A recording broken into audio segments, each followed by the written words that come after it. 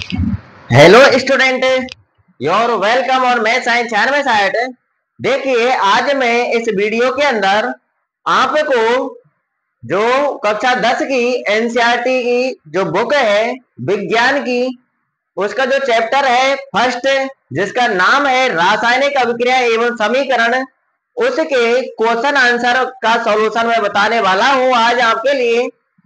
Question आंसरों को मैं जो पाठगत जो प्रश्न है उनका हल बताऊंगा।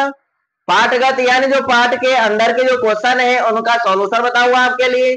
और जो पीछे के जो क्वेश्चन है पाठ गत के अलावा पाठ्य पुस्तक के जो मेन प्रश्न है पीछे वाले, उनका भी मैं सॉल्यूशन बताऊंगा। ठीक है ना? तो इन क्वेश्चनों के माध्यम से आपको यानी आपका चैप्टर नंबर 1 जो है आपका, उसका रिवीजन हो जाएगा। ठीक है ना? यानी चैप्टर नंबर 1 आपका तरोताजा हो जाएगा। तो बने रहना मेरे साथ, वीडियो में लास्ट तक बने रहना, वीडियो को छोड़ करके भागना नहीं है। ठीक है ना? तभी आपको कुछ समझ में आएगा और कुछ तभी आप सीख पाएंगे। ठीक है ना?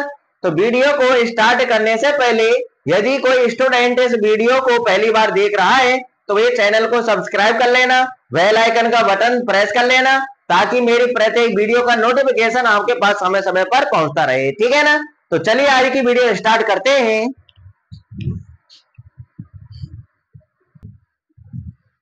तो देखिए, क्वेश्चन नंबर 1 आपके सामने है। पहला क्वेश्चन है, पाठगत प्रश्न करा रहा हूं मैं पहले आपके लिए। तो क्वेश्चन नंबर 1 है कि वायु में जलाने से पहले मैग्नीशियम रिबन को साफ क्यों किया जाता है? जब आप मैग्नीशियम की रिबन को वायु में जलाएंगे तो भैया मैग्नीशियम की जो रिबन होगी वो ऑक्सीजन से संयोग करके या अभिक्रिया करके नया उत्पाद बनाएगी। नया उत्पाद क्या बनाएगी? मैग्नीशियम ऑक्साइड बनाएगी। किसका निर्माण होगा भैया? मैग्नीशियम ऑक्साइड का निर्माण होगा। एक चूर्ण प्राप्त होता है, एक सफेद सफेद सा। ठीक है ना? जिसको अपन राख बोलते हैं, राख, वही हमको प्राप्त होती है। मैग्नीशियम की राख प्राप्त होती है जिसे हम मैग्नीशियम ऑक्साइड कहते हैं। मैग्नीशियम ऑक्सीजन से अभिक्रिया कर लेती है और मैग्नीशियम ऑक्साइड का निर्माण होता है। तो उसी के बारे में कहा जा रहा है कि मैग्नीशियम की रिबन है, उसको जब हम जलाते हैं वायु की उपस्थिति में तो उसको यानी पहले साफ क्यों किया जाता है? ठीक है ना? रिबन को साफ क्यों किया जाता है? तो देखिए, इसका कारण मैं बता देता हूं कि जो मैग्नीशियम की जो रिबन होती है वो यानी मान लीजिए काफी दिन तक यानी दुकान में पड़ी रही है और उसको आप लेकर के आए हैं तो उस पर कुछ ना कुछ अशुद्धि तो जमी जाती है। जब उसकी अशुद्धि को यानी साफ किए बिना, उस अशुद्धि को हटाए बिना आप उसको जलाएंगे तो उसका यानी दहन शुद्धता के साथ नहीं होगा और हमारे लिए मैग्नीशियम ऑक्साइड ये शुद्ध प्राप्त नहीं होगा। ठीक है ना? तो उन्हीं अशुद्धियों को हटाने के लिए उसको साफ किया जाता है ताकि मैग्नीशियम रिबन का वायु में दहन शुद्धता के साथ हो सके। ठीक है ना? तो यही आंसर देना है आपको। अब आंसर क्या देना है, ये मेन बात तो आपने अपने दिमाग में फिट कर ली कि अशुद्धियों को हटाते हैं और अशुद्धियों को हटाने के लिए साफ करते हैं और तब उसको जलाते हैं। जब उसको जलाते हैं तो शुद्धता के साथ दहन होता है उसका। तो यही बात आपको लिख देनी है यहाँ पर अपने दिमाग से। ठीक है ना? कि कैसे लिखना है कि मैग्नीशियम को जब वायु की उपस्थिति में जलाया जाता है तो वो किसका निर्माण करती है? मैग्नीशियम ऑक्साइड का निर्माण होता है। तो उस पर लगी अशुद्धियों को हटाने के लिए मैग्नीशियम की रिबन को साफ किया जाता है। ठीक है ना? तो ये बात आपको लिख देनी है यहाँ पर उत्तर में अपने दिमाग से। इसका उत्तर अपने शब्दों में भी दे सकते हैं। ये नहीं है कि किताबी भाषा को ही आप रटे या फिर आपके पास सभी के पास संजीव पासबुक होती है तो उसे पासबुक की भाषा को ही रटे। नहीं, आप समझिए, मेन बात को समझिए और उसको अपने दिमाग से अपना उत्तर बनाइए। ठीक है ना? तो देखिए यहाँ पर लिख देंगे, वायु में जलाने से पहले,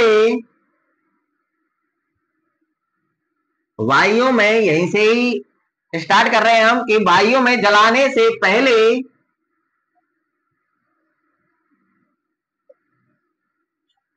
मैग्नीशियम रिबन को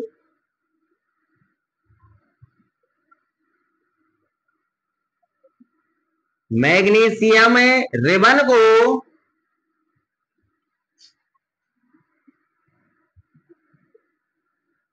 साफ किया जाता है,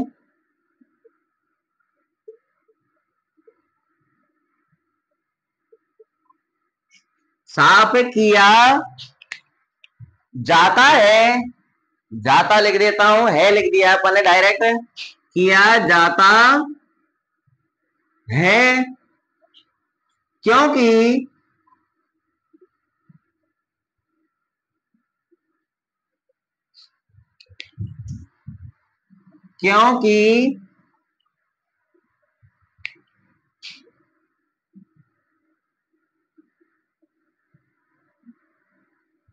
मैग्नीशियम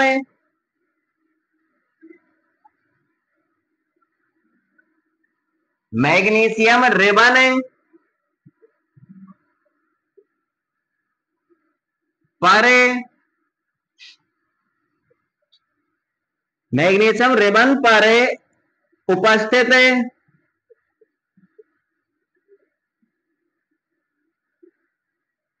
अशुद्धियों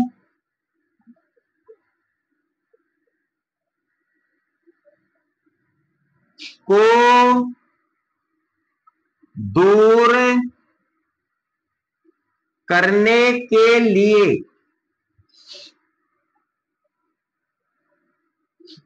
वायु में जलाने से पहले मैग्नीशियम रिबन को साफ किया जाता है, क्योंकि मैग्नीशियम रिबन पर उपस्थित अशुद्धियों को दूर करने के लिए। ठीक है ना।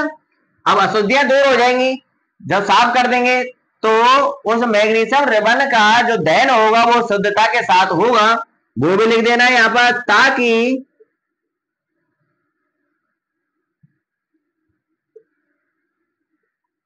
मैग्नीशियम रिबन का दहन शुद्धता के साथ, किसके साथ, शुद्धता के साथ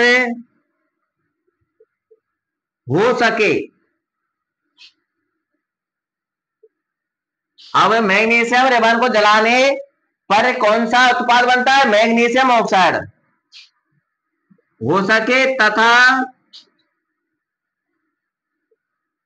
शुद्ध मैग्नीशियम ऑक्साइड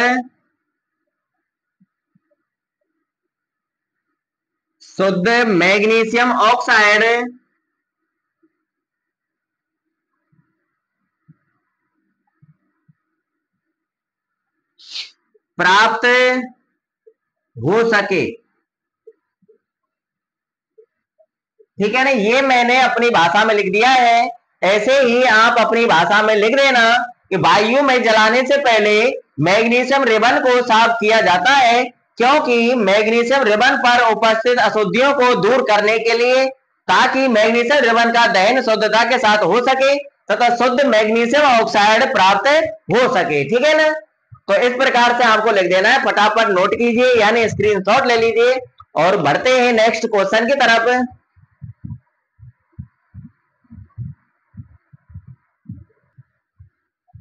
क्वेश्चन नंबर 2 आपके सामने है। तो देखिए क्वेश्चन नंबर 2 में क्या पूछा जा रहा है, तो देखिए क्वेश्चन पढ़ लीजिए। निम्नलिखित रासायनिक अभिक्रियाओं के लिए, ये आपको रासायनिक अभिक्रिया दी गई है, रासायनिक अभिक्रियाओं के लिए संतुलित समीकरण लिखिए। यानी हमको इनका संतुलित रासायनिक समीकरण लिखना है। ये जो आपको समीकरण दिए गए हैं रासायनिक अभिक्रियाओं के, ये आपको शब्द समीकरण दिए गए हैं। कैसे दिए गए हैं, शब्द समीकरण। यदि रासायनिक समीकरण को शब्दों में यानी हिंदी में लिख दिया जाए तो वो कैसा समीकरण कहलाएगा, आपका शब्द समीकरण कहलाएगा। तो ये आपको शब्द समीकरण दिए गए हैं, इनसे हमको संतुलित रासायनिक समीकरण देना है। तो देखिए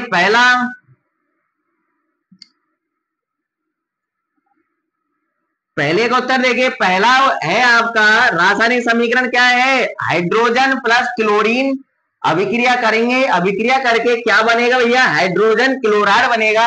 तो ऐसे शब्द समीकरणों के लिए संतुलित रासायनिक समीकरण लिखने के लिए आपको इनके यौगिक या परमाणु या अणु लिखना आना चाहिए। ठीक है ना।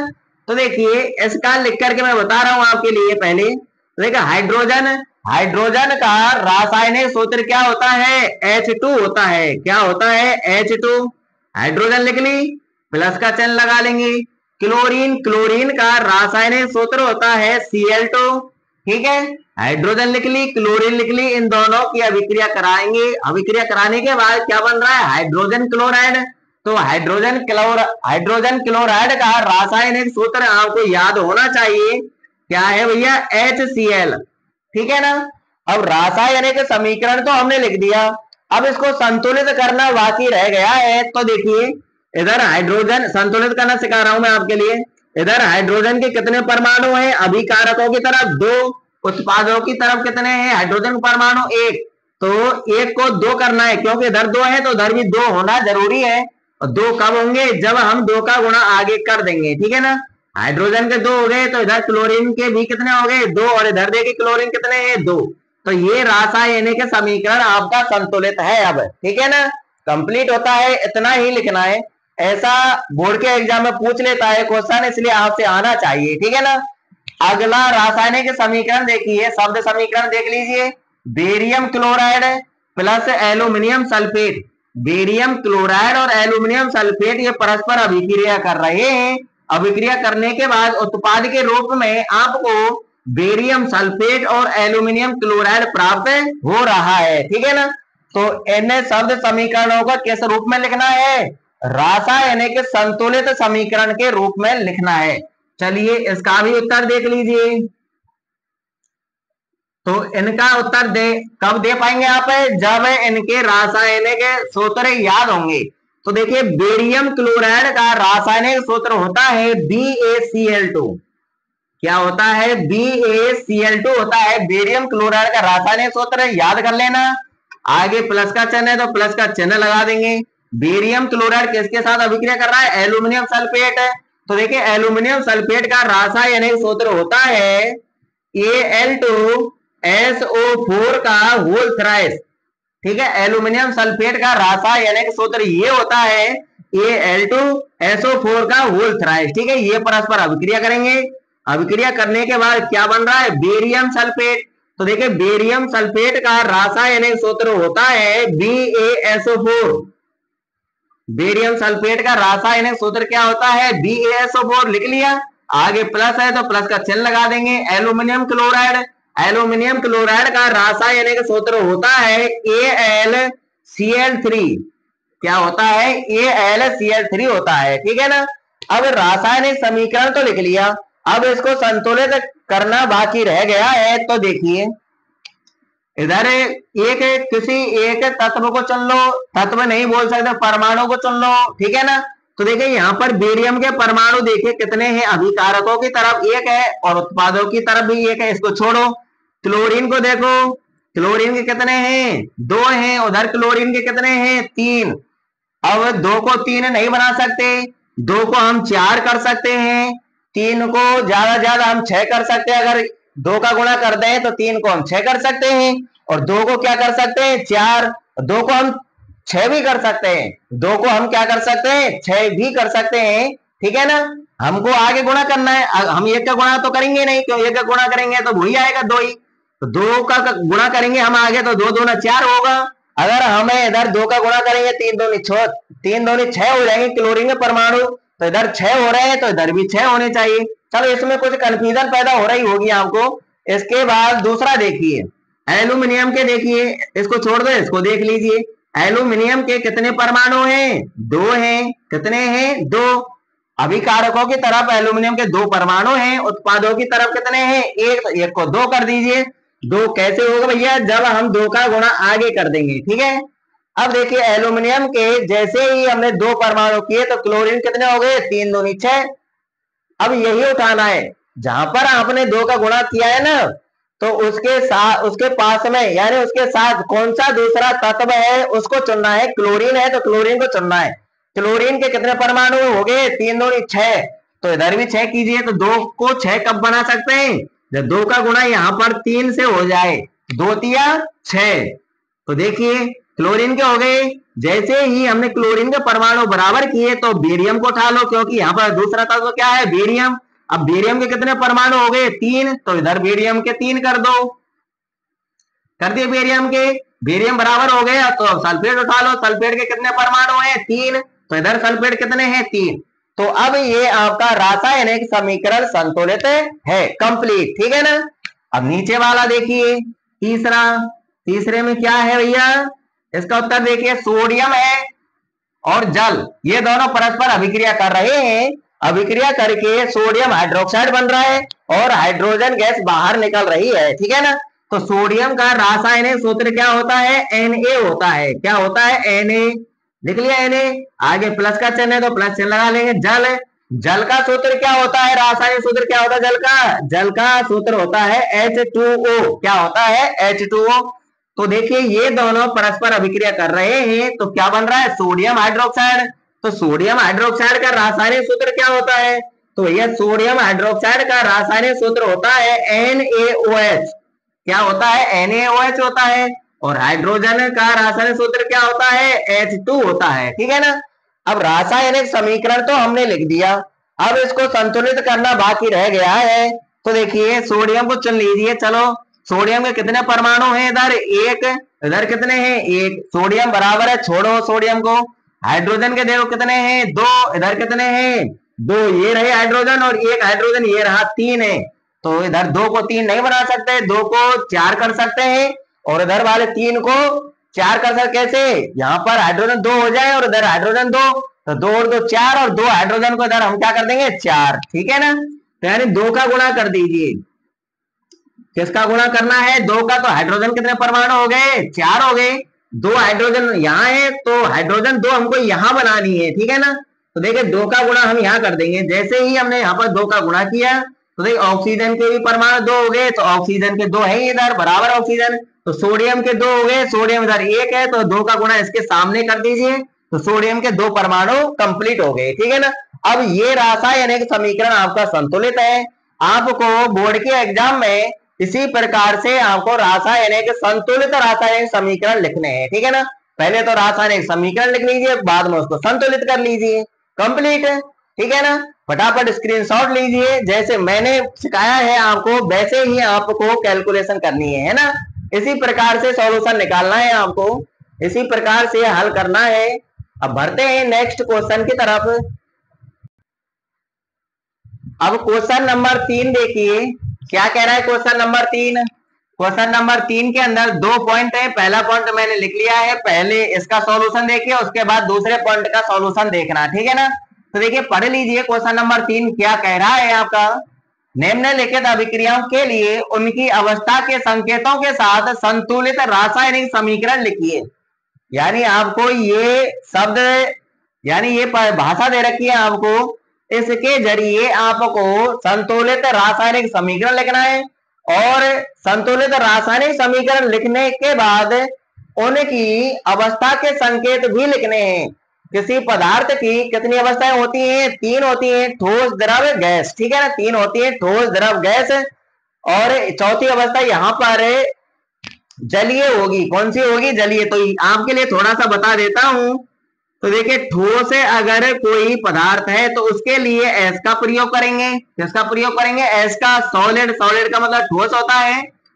अगर कोई द्रव है तो द्रव के लिए एल का प्रयोग करेंगे, या लिक्विड, ठोस को इंग्लिश में सॉलिड बोलते हैं, द्रव को इंग्लिश में लिक्विड बोलते हैं, द्रव के लिए एल का प्रयोग करेंगे।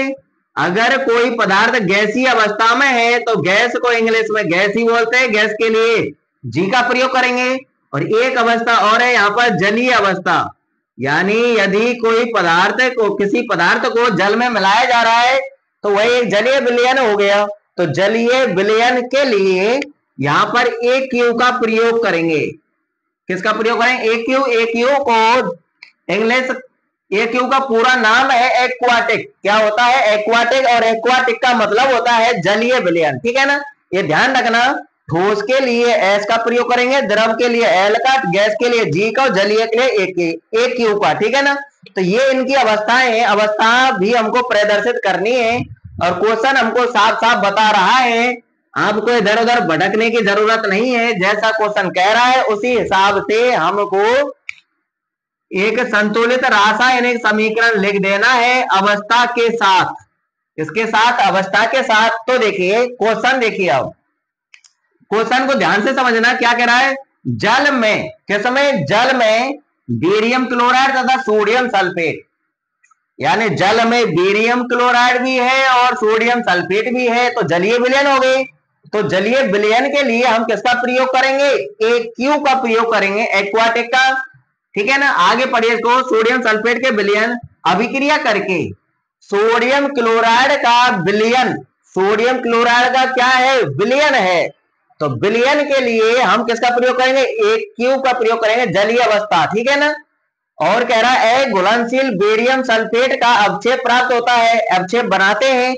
जो अवक्षेप होता है आपका वो ठोस अवस्था में होता है, और ठोस अवस्था के लिए हम S का प्रयोग करेंगे। ठीक है ना। तो आ जाइए अब इसका उत्तर देखिए, इनका रासायनिक सूत्र लिख लीजिए, बेरियम क्लोराइड, बेरियम क्लोराइड का रासायनिक सूत्र होता है BaCl2। ठीक है ना। अब ये जल में है तो ये जलीय अवस्था लेनी है, इसकी जलीय अवस्था के लिए AQ लगा देंगे। ठीक है ना, बेरियम क्लोराइड हो गया और सोडियम सल्फेट अभिक्रिया कर रहा है, कह रहा है ना कि सोडियम सल्फेट के विलयन अभिक्रिया करके, तो अभिक्रिया कौन कौन कर रहे हैं, बेरियम क्लोराइड कर रहा है और सोडियम सल्फेट कर रहा है। अब सोडियम सल्फेट का रासायनिक सूत्र होता है Na2SO4। क्या होता है, सोडियम सल्फेट का रासायनिक सूत्र क्या होता है, Na2SO4 होता है। अब ये भी जल में है तो इसके लिए भी हमको AQ लगाना है। ठीक है, अब ये अभिक्रिया करेंगे, ये दोनों अभिक्रिया कर लेंगे। अभिक्रिया करने के बाद क्या बन रहा है, सोडियम क्लोराइड का विलयन।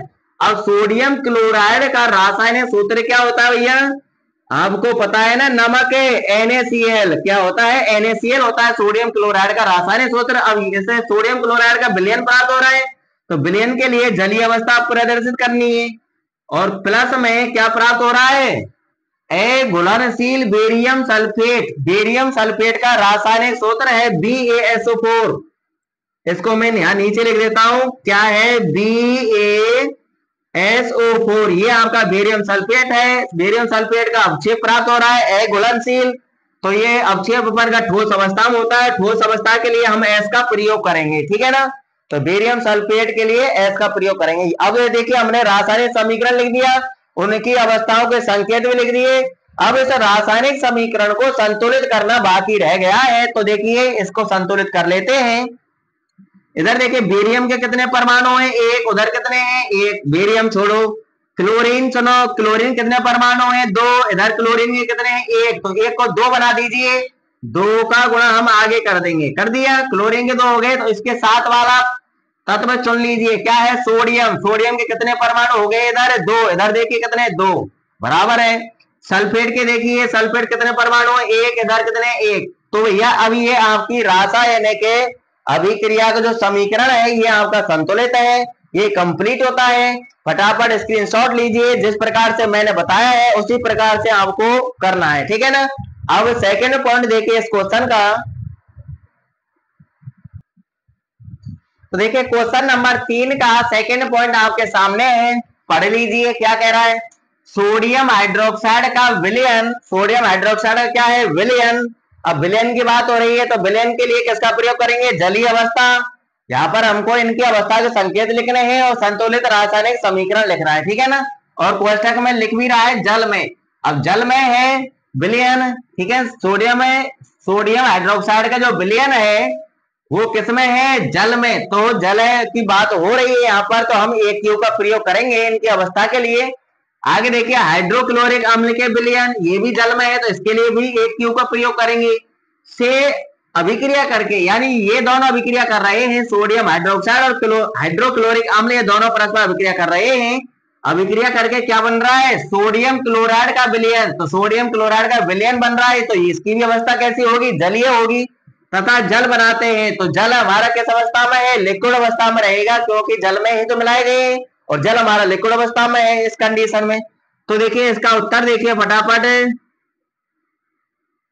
तो सोडियम हाइड्रोक्साइड लिख लीजिए। सोडियम हाइड्रोक्साइड का रासायनिक सूत्र क्या है, सभी को याद होना चाहिए, NaOH।